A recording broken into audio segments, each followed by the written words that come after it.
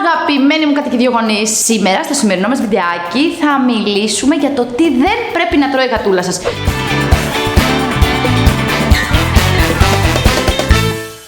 Και όταν μιλάμε για τη γατούλα σας, σίγουρα θέλετε να λαμβάνει το καλύτερο είδος τροφής για γάτες. Ανάλογα βέβαια με τις διατροφικές της ανάγκες. Βέβαια, μπορεί να μπείτε στον πειρασμό να της δώσετε μια λιχουδίτσα, λίγο δικό σας φαγητό. Αλλά αυτό που πρέπει να ξέρετε και να μην το ξεχνάτε ποτέ είναι ότι κάποιες τροφές τις οποίες τρώμε εμείς οι άνθρωποι μπορεί να είναι τοξικές για το κατοικίδιό σας και ιδιαίτερα για τη γατούλα σας. Πάμε λοιπόν να δούμε μερικές από τις πιο τοξικές τροφές για τις γάτες σας. Λοιπόν, ένα είναι τα κρεμμύδια και το σκόρδο. Τα κρεμμύδια κάθε είδους, το σκόρδο, κρεμμυδάκια μπορούν να βλάψουν συγκεκριμένα τα ερυθρά κύτταρα της γατούλας σας και να προκαλέσουν ανεμία.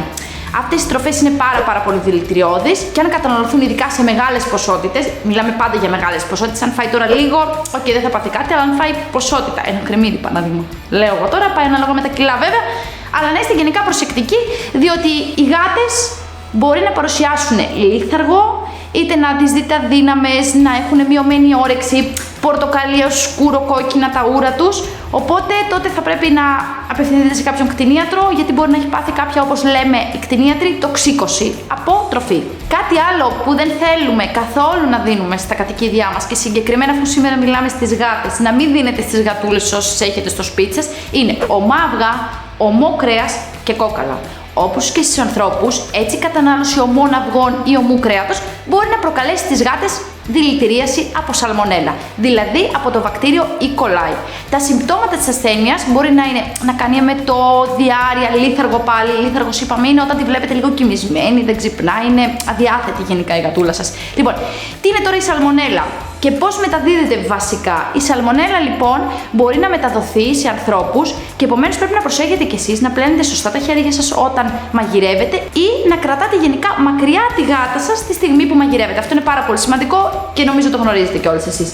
Επίσης, για ποιο λόγο δεν πρέπει να δίνουμε ομά αυγά στις γατούλες μας? Διότι περιέχει ένα ένζυμο το οποίο μπορεί να προκαλέσει προβλήματα στο δέρμα της. Λοιπόν, μην αφήνετε τη γάτα σας επίσης, όπως είπαμε, να τρώει ομά κόκαλα, διότι θα μπορούσε είτε να πνιγεί είτε να τραυματίσει την πεπτική της οδό.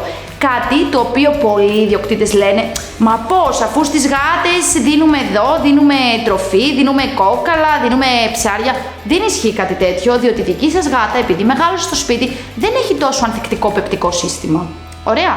Πάμε λοιπόν σε ένα άλλο φαγητό το οποίο πολύ το δίνουμε γιατί μας αρέσει και εμάς, είναι η σοκολάτα. Όχι, μην δίνετε σοκολάτα στα κατοικίδια σας και στη γάτα σας, διότι είναι τοξική. Μπορεί να είναι μέχρι και θανατηφόρα, διότι η σοκολάτα περιέχει ουσίες όπως οι μεθυλοξανθίνες, οι οποίες μπορούν να προκαλέσουν πάλι τα ίδια συμπτώματα βέβαια, εμετούς, διάρρειες, τρέμουλο και αυξημένη δίψα.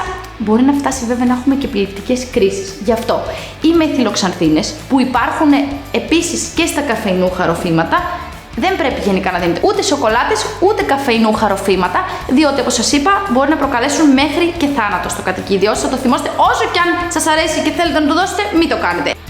Κάτι άλλο που δεν πρέπει ποτέ να δίνετε στη γάτα σας είναι γάλα και γαλακτοκομικά προϊόντα. Ακόμα και αν αρέσει τη γάτα σας, γιατί σε πολλές αρέσει το γάλα, όπως είναι γνωστό, αυτό δεν τις κάνει καθόλου καλό. Οι γάτες δυσκολεύονται με την πέψη της λακτόζης που υπάρχει μέσα στο γάλα και αυτό μπορεί να αναστατώσει το στομάχι ή να προκαλέσει και διάρρειες. Οι περισσότερες γάτες εκτίθονται στη λακτόζη από το μητρικό γάλα μόνο. Μετά από εκεί πέρα δεν ξανατρώνε, πίνουν γάλα, ούτε τροφές οι οποίες υπάρχουν στην αγορά περιέχουν λακτόζη και έτσι μπορεί εσείς να τους προκαλέσετε κάποιο πρόβλημα στο στομαχάκι τους. Γι' αυτό μην τους δίνετε γαλακτοκομικά όσο και να τους αρέσουν. Επομένως, αν και ορισμένες γάτες δεν έχουν πρόβλημα βέβαια στο να ανέχονται το γάλα, δεν το συνιστούμε για κανένα λόγο οι κτηνίατροι, διότι προκαλεί πεπτικά προβλήματα. Λοιπόν, κάτι άλλο το οποίο είναι πάρα πολύ τοξικό και μπορεί να το έχετε ακούσει και διαβάσει και κάπου, είναι τα σταφύλια και οι σταφίδες. Ποτέ και εγώ προσωπικά θα σας πω και σε κανένα κατοικίδιο, και ας μην είναι για αυτό το βίντεο, σε κανένα κατοικίδιο σταφύλια και σταφίδες.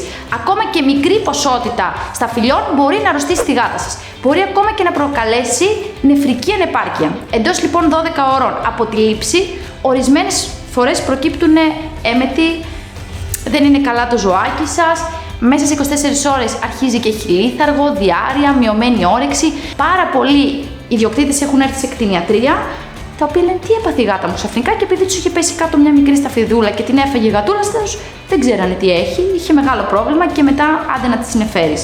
Πάμε λοιπόν να δούμε τι άλλο δίνουν πολλοί ιδιοκτήτες στις γάτες τους. Επειδή έχουν κάποιο σκυλάκι, έχουν και τροφή για σκύλους, οπότε σου λέει ας τα ταΐσω όλα στη γάτα. Ας δώσω και την τροφή για σκύλο, μην πάω και αγοράζω.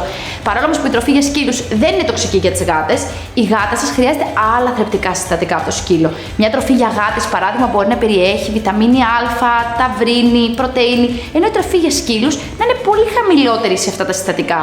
Οι σκύλοι μπορούν να επιβιώσουν, παράδειγμα, με χαμηλές ποσότητες βιταμίνης Α και πρωτεΐνες. Όμως το ίδιο δεν μπορούν οι γάτες, έτσι. Οι σκύλοι μπορούν να παράγουν μόνο το σταυρίνι. Αλλά οι γάτες πρέπει να προσλαμβάνουν από τα οξέα της τροφής τους την ταυρίνη. Χωρίς επαρκή ποσότητα ταυρίνης, οι γάτες μπορούν να αναπτύξουν καρδιοπάθειες, προβλήματα στα μάτια και πάρα πολλά προβλήματα στα δόντια τους. Που ξέρετε, το έχουμε πει και σε άλλο βίντεο, τα προβλήματα με τα δόντια είναι τεράστια και μπορεί να φτάσετε και σε χειρουργείο. Λοιπόν, πώς λοιπόν να αποτρέπετε τις γάτες σας να τρώνε αυτές τις επικίνδυνες τροφές και να μην μπαίνετε εννοείται στον πειρασμό, γιατί αν κάθετε εδώ πέρα γατούλα και τη χαϊδεύετε, έλα, φάει και εσύ λίγο. Πώς λοιπόν θα το καταφέρετε αυτό? Η ευεξία της γάτας σας και η καλή της ζωή πρέπει να είναι πάνω απ' όλα. Κρατώντας λοιπόν μακριά από δηλητηριώδεις και επικίνδυνες τροφές, διασφαλίζετε μια ισορροπημένη διατροφή για τη γάτα σας και τη βοηθάτε να είναι υγιής. Λοιπόν, πάμε να δούμε κάποιες πρακτικές συμβουλές οι οποίες θα βοηθήσουν τη γάτα σας να μην τρώει τοξικές τροφές. Φυλάσσετε σε μέρη όλες αυτές τις τροφές που είπαμε σε ντουλάπια τα οποία δεν μπορεί να ανοίξει. Μην αφήνετε τη γάτα σας να είναι πάνω στον πάγκο ενώ μαγειρεύετε, το είπαμε και πριν, ή όταν τρώτε σε άλλο δωμάτιο. Κλείστε την σε άλλο δωμάτιο καλύτερα από το να μπει στον πειρασμό. Μην ταΐζετε ανθρώπινα από φάγια, αυτό το είπαμε, το λέμε και θα το λέμε για πάντα. Και είναι ιδιαίτερα σημαντικό να προσέχετε περισσότερο κατά τις περιόδους των εορτών, όπου σίγουρα υπάρχουν πολλά γλυκίσματα, σοκολατάκια, Χριστούγεννα, μελομακάρονα και περισσεύει και πάρα πολύ φαγητό εκείνες τις εποχές. Και άντε τι να το κάνουμε, μην το πετάξουμε, ας το δώσουμε στη γάτα μας. Όχι. Καλύτερα να το πετάξετε όσο άσχημο και αν ακούγεται. Αν λοιπόν παρατηρήσετε τη γάτα σας να έχει κάποια από τα παραπάνω συμπτώματα που είπαμε, πάτε την αμέσως στον κτηνίατρο. Εδώ σας χαιρετώ. Φάτε εσείς ό,τι να φάτε και για τη γατούλα σας υπάρχουν στην αγορά και λιχουδιές και ειδική τροφή. Κάντε λοιπόν subscribe στο κανάλι μας και μείνετε μαζί μας για επόμενα βίντεο. Γεια!